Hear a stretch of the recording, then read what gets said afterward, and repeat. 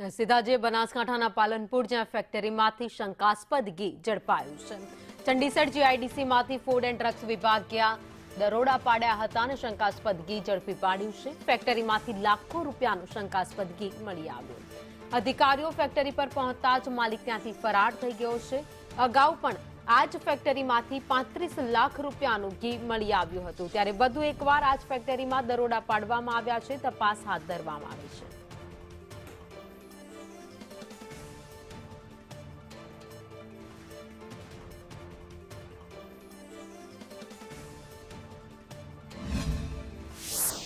Chandisar GIDC માં Shri cell નામની ઘીનું ઉત્પાદન કરતી પેઢીની તપાસ કરવામાં આવેલી હતી અને તપાસ દરમિયાન પેઢીના માલિક ઘી બનાવતા હોય એવું પ્રાથમિક હતી।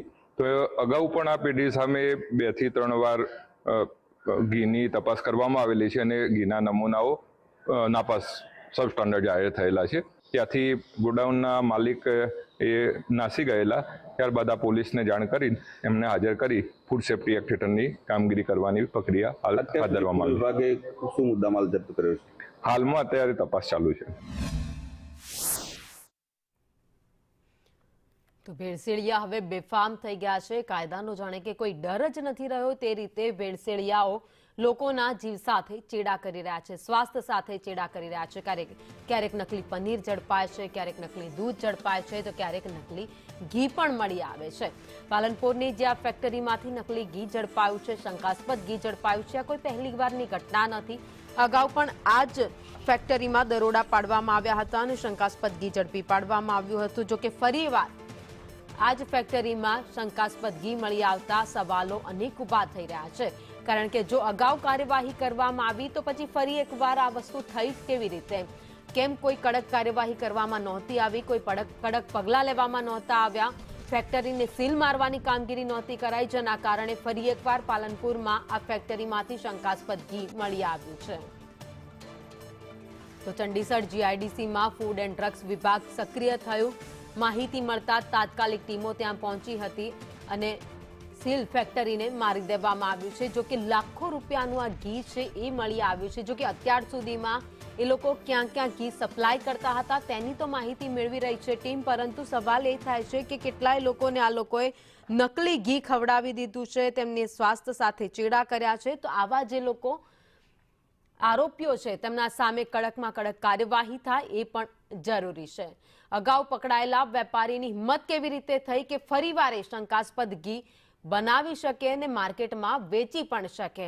જો આવી ઘટના બની રહી છે તો ક્યાંક શંકા એવી પણ જઈ રહી છે કે કોકનો તો એવો હાથ હોવો જોઈએ કે એના ઉપર કોઈનો હાથ હોવો જોઈએ, કોઈની સંડોવણી હોવી જોઈએ, તો જ આ વસ્તુ શક્ય બની શકે છે કે એકવાર એક જગ્યાએ દરોડા પડે છે, ત્યારબાદ ફરીથી ત્યાં જ નકલી ઘી બનાવવાની શરૂઆત થાય છે અને નકલી ઘી ફરી એકવાર માર્કેટમાં આવે છે, લોકોના ઘર સુધી પહોંચે છે।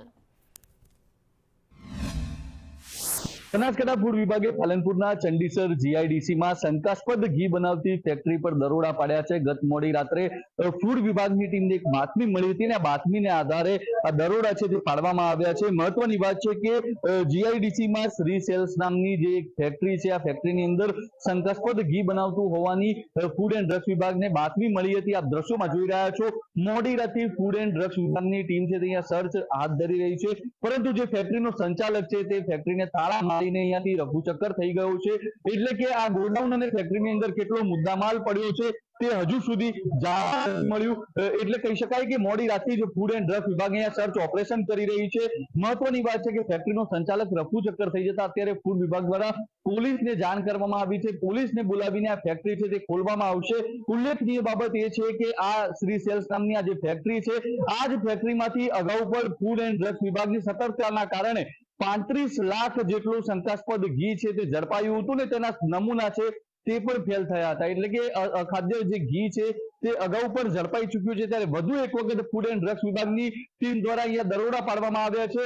હવે આ ફેક્ટરી અને જે ગોડાઉન છે તેની અંદર કેટલો મુદ્દામાલ છે, શું મુદ્દામાલ છે તે જોવાનું રહેશે। પોલીસની રાહ જોવાઈ રહી છે। પોલીસ દ્વારા આ જે ગોડાઉન છે તે ફેક્ટરીના સંચાલકને બોલાવીને આ ગોડાઉન છે તે ખોલવામાં આવશે અને તે બાદ હવે આ ફેક્ટરી અને ગોડાઉનમાંથી શું બહાર આવે છે તે જોવું રહેશે। ધવલ જોશી, સંદેશ ન્યૂઝ, બનાસકાંઠા।